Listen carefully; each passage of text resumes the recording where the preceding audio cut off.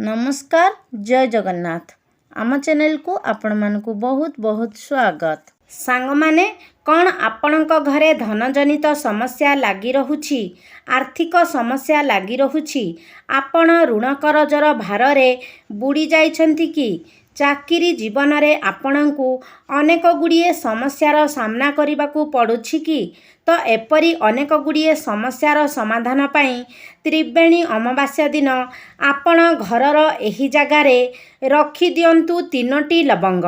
देखिबे गोटिए मास भितरे ही आपणकर एही सबु समस्या गुड़िक दूर होई जिवो।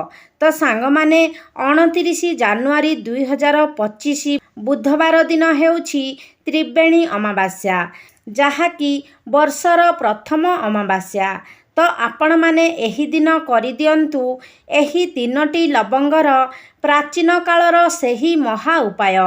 आपण जीवन रे चलीथिबा समस्त दुख कष्टरू आपणकु तुरंत ही मिलिजिव मुक्ति। माँ लक्ष्मी एवं श्री विष्णुंक कृपारू नाही केवल आपणक जीवन रे हेब धनर वर्षा, वरन आपण मध्य बनिजिबे रंकरू राजा, खुशी रे भरिजिव आपणकर घर। तो सांग माने त्रिवेणी अमावास्या बुधवार दिन पड़ुअछि। प्रत्येक वर्षर माघ मासर अमावास्या तिथि को त्रिवेणी अमावास्या बोली कहा जाइथाए एवं जेहेतु एही समय रे महाकुंभ चलीछि तो एहार विशेषत्व आहुरी अधिक मध्य बढ़ी जाइछि, जहा फलरे एही त्रिवेणी अमावास्याटी अत्यंत लाभकारी एवं शुभकारी अटे। एही दिन आपण व्रत किंबा उपवास रखिबा द्वारा एवं विशेष रीति रे पूजार्चना करिबा द्वारा आपणकु अनेक गुणा अधिक शुभ फलर प्राप्ति होइथाए। तेबे सांग माने एमिति किछि छोट छोट उपाय अछि जेउ उपाय गुडी को पालन करी आपण भगवान विष्णु एवं माता लक्ष्मी को संतुष्ट करि पारिबे। तेबे आसंतु जानि नेबा सेही उपाय गुडी को विषय रे।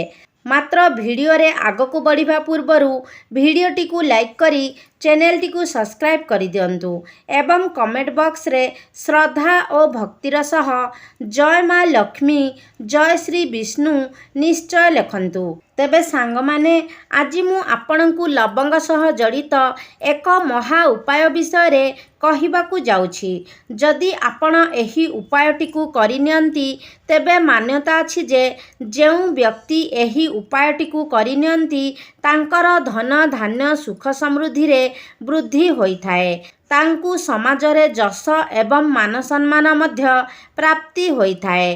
तेबे एही उपाय पाई आपण जो लवंगर व्यवहार करिवे आपण देखिबे ताहा जेपरी पुरुणा होई नथिबो किंबा भांगी नथिबो।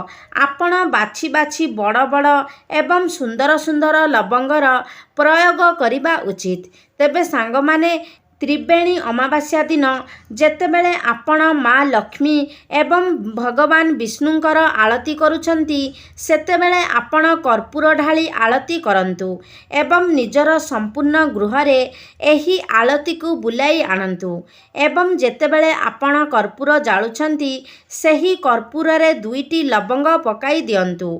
आपण त्रिवेणी अमावास्या दिन एपरी करंतु।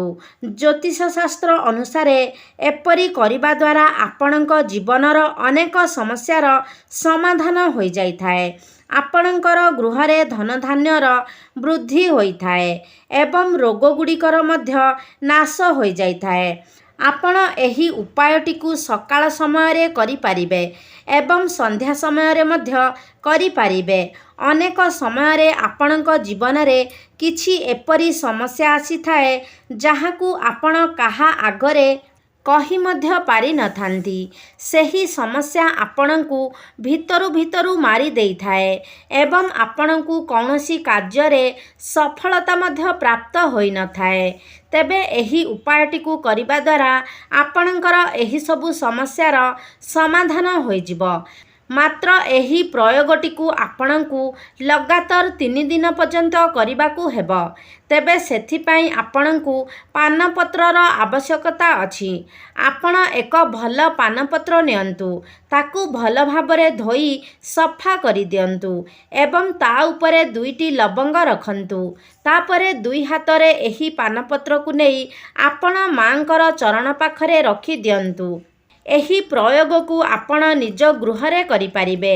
ଯଦି ଆପଣ ନିଜ ପୂଜା ଘରେ ମାଙ୍କର ପ୍ରତିମା କିମ୍ବା ଫଟୋ ରଖିଛନ୍ତି, ତେବେ ଆପଣ ମଧ୍ୟ ଏହା ନିଜ ଘରେ କରିପାରିବେ। ଆପଣଙ୍କୁ ମନ୍ଦିର ଯିବାର କୌଣସି ଆବଶ୍ୟକତା ନାହିଁ। ତାପରେ ଆପଣ ମାଙ୍କ ନିକଟରେ ନିଜର ଇଚ୍ଛାକୁ ପ୍ରକାଶ କରନ୍ତୁ। ଆପଣଙ୍କ ଜୀବନରେ ଯେଉଁ ସମସ୍ୟା ଚାଲିଛି, ସେହି ସମସ୍ୟାର ସମାଧାନ କରିବା ପାଇଁ ମାଙ୍କ ନିକଟରେ ପ୍ରାର୍ଥନା କରନ୍ତୁ। ଏହାପରେ ଆପଣ ସେହି ପାନ ଏବଂ ଲବଙ୍ଗକୁ ପ୍ରସାଦ ରୂପରେ ଗ୍ରହଣ କରିପାରିବେ। ସାଙ୍ଗମାନେ, ଆଜିକାଲି ଏପରି ଅନେକ ବ୍ୟକ୍ତି ଅଛନ୍ତି ଯେଉଁମାନଙ୍କ ଘରେ ଝିଅ ଏବଂ ପୁଅମାନଙ୍କର ବୟସ ଅଧିକ ହୋଇଯାଉଛି, ମାତ୍ର ସେମାନଙ୍କର ବିବାହ ସ୍ଥିର ହୋଇପାରୁନାହିଁ। ତେବେ ଏପରି ପରିସ୍ଥିତିରେ ଯଦି ଆପଣ ନିଜର ପୁତ୍ର କିମ୍ବା କନ୍ୟାଙ୍କର ବିବାହ କରାଇବା ପାଇଁ ଚାହୁଁଛନ୍ତି, ତେବେ ଏହି ଉପାୟଟି ଆପଣଙ୍କୁ ନିଶ୍ଚୟ ଭାବରେ ଶୁଭଫଳ ପ୍ରଦାନ କରିବ। ତେବେ ଏଥିପାଇଁ ଆପଣଙ୍କର ବୟସ ଯେତିକି, ଆପଣ ସେତିକିଟି ଲବଙ୍ଗ ନିଅନ୍ତୁ। ମନେ ରଖନ୍ତୁ, ସର୍ବଦା ସୁନ୍ଦର ଏବଂ ବଡ଼ ବଡ଼ ହୋଇଥିବା ଲବଙ୍ଗ ନିଅନ୍ତୁ। ତାପରେ ଏକ ଲାଲ ରଙ୍ଗର ସୂତାରେ ସେହି ଲବଙ୍ଗକୁ ଗୋଟି ଗୋଟି କରି ଗଣ୍ଠି ପକାଇ ବାନ୍ଧନ୍ତୁ। ଯେତେବେଳେ ଆପଣ ଏହି ଲବଙ୍ଗଗୁଡ଼ିକ ବାନ୍ଧୁଛନ୍ତି, ସେତେବେଳେ ମା ଲକ୍ଷ୍ମୀଙ୍କ କୌଣସି ଏକ ମନ୍ତ୍ରର ଜପ କରନ୍ତୁ। ଏହାପରେ ଯଦି ଆପଣ କନ୍ୟା ଅଛନ୍ତି, ତେବେ ଏହାକୁ ମାଙ୍କର ଗଳାରେ ପିନ୍ଧାଇ ଦିଅନ୍ତୁ ଏବଂ ଯଦି ଆପଣ ପୁରୁଷ ଅଟନ୍ତି, ତେବେ ଏହାକୁ ମାଙ୍କର ଚରଣରେ ସମର୍ପଣ କରିଦିଅନ୍ତୁ। ଦେଖିବେ 6 ମାସ ଭିତରେ ନିଶ୍ଚୟ ଆପଣଙ୍କର ବିବାହ ସ୍ଥିର ହୋଇଯିବ। ଏହାପରେ ଆପଣ ଏହି ଲବଙ୍ଗର ମାଳକୁ ମାଟି ଭିତରେ ଗାତ ଖୋଳି ପୋତି ଦିଅନ୍ତୁ କିମ୍ବା କୌଣସି ପ୍ରବାହିତ ଜଳରେ ପ୍ରବାହିତ କରାଇ ଦିଅନ୍ତୁ। ଏବେ ଆଉ ଗୋଟିଏ ଉପାୟ ହେଉଛି, ଆପଣ ତ୍ରିବେଣୀ ଅମାବାସ୍ୟା ଦିନ ଭଗବାନ ବିଷ୍ଣୁ ଏବଂ ମାତା ଲକ୍ଷ୍ମୀଙ୍କୁ 2ଟି ଲବଙ୍ଗ ଅର୍ପଣ କରନ୍ତୁ ଏବଂ ତା ପରଦିନ ସେହି ଲବଙ୍ଗକୁ ପ୍ରସାଦ ରୂପରେ ସେବନ କରନ୍ତୁ। ଏପରି କରିବା ଦ୍ୱାରା ଆପଣଙ୍କ ଜୀବନରେ ଶତ୍ରୁ ଭୟ ଦୂର ହୋଇଥାଏ। ଆପଣଙ୍କର ସମସ୍ତ ଶତ୍ରୁ ଆପଣଙ୍କଠାରୁ ଦୂରେଇ ଯାଇଥାନ୍ତି ଏବଂ ସେମାନେ ଆପଣଙ୍କର କୌଣସି କ୍ଷତି କରିପାରିନଥାନ୍ତି। ସାଙ୍ଗମାନେ, ଯଦି ଆପଣମାନେ ନିଜ ଧନର ବୃଦ୍ଧି କରିବା ପାଇଁ ଚାହୁଁଛନ୍ତି ଏବଂ ଆପଣଙ୍କ ପରିବାର ଏବଂ ବ୍ୟବସାୟରେ ଯଦି ଅନ୍ୟ ଲୋକମାନଙ୍କର କୁଦୃଷ୍ଟିରୁ ବଞ୍ଚାଇବାକୁ ଚାହୁଁଛନ୍ତି, ତେବେ ଆପଣ 2ଟି ଲବଙ୍ଗକୁ ଗୋଟିଏ ଲାଲ କପଡ଼ା ଉପରେ ରଖି ମାଙ୍କୁ ଅର୍ପଣ କରିଦିଅନ୍ତୁ। ଏହାପରେ ତାକୁ ସେମିତି ଉଠାଇ ଆଣି ସେହି କପଡ଼ାରେ ବାନ୍ଧି ନିଜର ଧନ ରଖୁଥିବା ସ୍ଥାନରେ ରଖିଦିଅନ୍ତୁ। ଏପରି କରିବା ଦ୍ୱାରା ଆପଣଙ୍କର ସଞ୍ଚିତ ଧନରେ ବୃଦ୍ଧି ହୋଇଥାଏ ଏବଂ ଆପଣଙ୍କର ଧନ ଉପରେ କାହାର କୁଦୃଷ୍ଟି ମଧ୍ୟ ପଡ଼ିନଥାଏ। ଅନେକ ସମୟରେ ଆପଣଙ୍କ ଜୀବନରେ ଅଚାନକ ହିଁ ସମସ୍ୟା ବଢ଼ିଯାଇଥାଏ। ବେଳେବେଳେ ବ୍ୟକ୍ତିଙ୍କର କୁଣ୍ଡଳୀରେ ଶନିଦଶା, ରାହୁଦଶା, କେତୁଦଶା ମଧ୍ୟ ପଡ଼ିଥାଏ, ଯାହା ପାଇଁ ବ୍ୟକ୍ତିଙ୍କୁ ଅନେକ ସମସ୍ୟାରେ ସମ୍ମୁଖୀନ ହେବାକୁ ପଡ଼ିଥାଏ। ଯଦି ଆପଣମାନେ ସେହି ସମସ୍ୟାରୁ ମୁକ୍ତି ପାଇବା ପାଇଁ ଚାହୁଁଛନ୍ତି, ତେବେ ଆପଣମାନେ ଏହି ଉପାୟଟିକୁ ନିଶ୍ଚୟ ପାଳନ କରିପାରିବେ।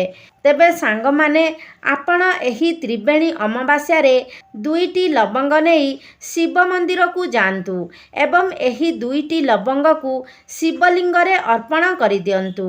ଏପରି କରିବା ଦ୍ୱାରା ଆପଣଙ୍କ ଜୀବନରେ ଯେତେ କୁଗ୍ରହମାନଙ୍କର କୁପ୍ରଭାବ ରହିଥାଏ, ତାହା ସୁପ୍ରଭାବରେ ପରିବର୍ତ୍ତନ ହୋଇଯାଇଥାଏ। ଆପଣଙ୍କର ନବଗ୍ରହ ଶାନ୍ତ ହୋଇଯାଇଥାଏ।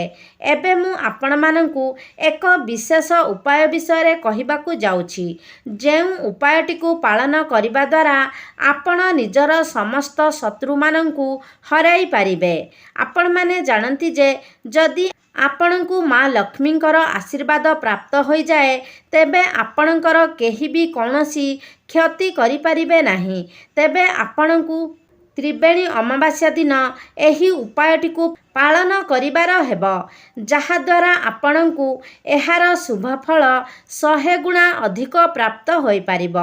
ତେବେ ଏଥିପାଇଁ ଆପଣ ଶୁଦ୍ଧ ଦେଶୀ ଘିଅର ଏକ ଦୀପ ମାତା ଲକ୍ଷ୍ମୀଙ୍କ ସମ୍ମୁଖରେ ପ୍ରଜ୍ୱଳନ କରନ୍ତୁ ଏବଂ ସେଥିରେ ଲାଲ ରଙ୍ଗର ସଳିତା ଦିଅନ୍ତୁ ଏବଂ ସେଥିରେ ଆପଣ 2ଟି ଲବଙ୍ଗ ପକାଇ ଦିଅନ୍ତୁ ଏବଂ ମାଙ୍କୁ ଗୁଡ଼ର ଭୋଗ ଅର୍ପଣ କରନ୍ତୁ ଏବଂ ଏହାପରେ ଏକ ଲାଲ ରଙ୍ଗର ଆସନ ପକାଇ ଆପଣ ସେଠାରେ ବସିଯାଆନ୍ତୁ। ତାପରେ ମାଙ୍କର ବୀଜମନ୍ତ୍ରର ଆପଣ ଜପ କରନ୍ତୁ। ତେବେ ଏଥିପାଇଁ ଆପଣଙ୍କୁ 108ଟି ଲବଙ୍ଗର ଆବଶ୍ୟକତା ରହିଛି। ଆପଣ ଥରେ ମାଙ୍କର ବୀଜମନ୍ତ୍ର ବୋଲନ୍ତୁ ଏବଂ ଗୋଟିଏ ଲବଙ୍ଗକୁ ଅର୍ପଣ କରନ୍ତୁ। ଏହିପରି ଭାବରେ ଆପଣ 108 ଥର ମାଙ୍କର ବୀଜମନ୍ତ୍ର ବୋଲନ୍ତୁ ଏବଂ 108ଟି ଲବଙ୍ଗକୁ ଥର ଥର କରି ମାଙ୍କୁ ଅର୍ପଣ କରନ୍ତୁ। ଏହାପରେ 108ଟି ଲବଙ୍ଗକୁ ଅର୍ପଣ କରିସାରିବା ପରେ ଆପଣ ମାଙ୍କ ନିକଟରେ ନିଜ ଶତ୍ରୁଠାରୁ ରକ୍ଷା ପାଇବା ପାଇଁ ପ୍ରାର୍ଥନା କରନ୍ତୁ ଏବଂ ଶତ୍ରୁମାନେ କିପରି ଶାନ୍ତ ହୋଇଯିବେ ସେଥିପାଇଁ ମାଙ୍କ ନିକଟରେ ପ୍ରାର୍ଥନା କରନ୍ତୁ। ଏହାପରେ ସେହି 108ଟି ଲବଙ୍ଗକୁ ଏକାଠି କରି ଆପଣ ଜଳାଇ ଦିଅନ୍ତୁ। ଏପରି କରିବା ଦ୍ୱାରା ଆପଣଙ୍କର ସମସ୍ତ ଶତ୍ରୁମାନେ ଶାନ୍ତ ହୋଇଯାଆନ୍ତି। ସେମାନେ ଆଉ କେବେ ବି ଆପଣଙ୍କର କୌଣସି କ୍ଷତି କରିବା କଥା ଚିନ୍ତା କରିନଥାନ୍ତି।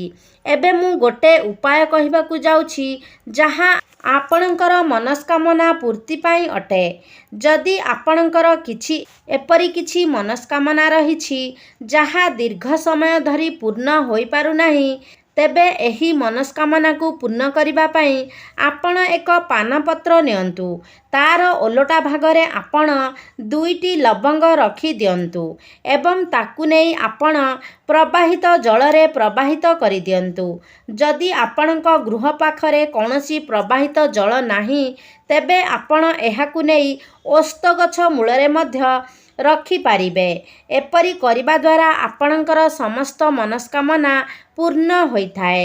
ତେବେ ସାଙ୍ଗମାନେ, ଏହା ଥିଲା କିଛି ବିଶେଷ ଉପାୟ ଯାହାଦ୍ୱାରା ଆପଣ ନିଜର ଧନ ବୃଦ୍ଧି କରିପାରିବେ, ନିଜର ମାନସମ୍ମାନ ବୃଦ୍ଧି କରିପାରିବେ ଏବଂ ଆପଣଙ୍କ ଜୀବନରେ ଚାଲୁଥିବା ସମସ୍ତ ସମସ୍ୟାଗୁଡ଼ିକର ସମାଧାନ କରିପାରିବେ। ଆପଣମାନେ ଜାଣନ୍ତି ଯେ ପ୍ରତ୍ୟେକ ଜିନିଷ ପଛରେ ବିଶ୍ୱାସ ହିଁ ଗୁରୁତ୍ୱପୂର୍ଣ୍ଣ ଭୂମିକା ଗ୍ରହଣ କରିଥାଏ। ଯଦି ଆପଣ ବିଶ୍ୱାସ ରଖି କୌଣସି ଉପାୟକୁ ପାଳନ କରନ୍ତି, ତେବେ ଆପଣ ଏହାର 100% ଲାଭ ପ୍ରାପ୍ତ କରିପାରିବେ। କାରଣ ଆପଣମାନେ ଜାଣନ୍ତି, ବିଶ୍ୱାସ ମୂଳରେ ହିଁ ଭଗବାନ ବାସ କରିଥାନ୍ତି। ଯଦି ଆପଣ ବିଶ୍ୱାସ କରନ୍ତି, ତେବେ ଆପଣଙ୍କ ପାଇଁ ଭଗବାନ ଅଛନ୍ତି। ଯଦି ଆପଣଙ୍କର ବିଶ୍ୱାସ ନାହିଁ, ତେବେ ଭଗବାନ ବି ଆପଣଙ୍କ ପାଇଁ ପଥର ପରି ହୋଇଥାନ୍ତି। ତେଣୁ ସାଙ୍ଗମାନେ, ଆପଣମାନେ ଭଗବାନଙ୍କ ଉପରେ ବିଶ୍ୱାସ କରି ଶ୍ରଦ୍ଧାର ସହିତ ଯଦି ଏହି ଉପାୟଗୁଡ଼ିକୁ ପାଳନ କରନ୍ତି, ତେବେ ନିଶ୍ଚିତ ଭାବରେ ଆପଣମାନେ ଏହାର ଲାଭଫଳ ପ୍ରାପ୍ତ କରିପାରିବେ। ତେବେ ସାଙ୍ଗମାନେ, ଆଶା କରୁଛି ଆଜିର ଭିଡ଼ିଓଟି ଆପଣମାନଙ୍କୁ ନିଶ୍ଚିତ ଭାବରେ ଭଲ ଲାଗିଥିବ। ଯଦି ଭଲ ଲାଗିଛି ତାହେଲେ ଲାଇକ୍ କରନ୍ତୁ, ସେୟାର କରନ୍ତୁ। ଆମ ଚ୍ୟାନେଲକୁ ଯଦି ସବସ୍କ୍ରାଇବ୍ କରିନାହାନ୍ତି ତାହେଲେ ସବସ୍କ୍ରାଇବ୍ କରିଦିଅନ୍ତୁ।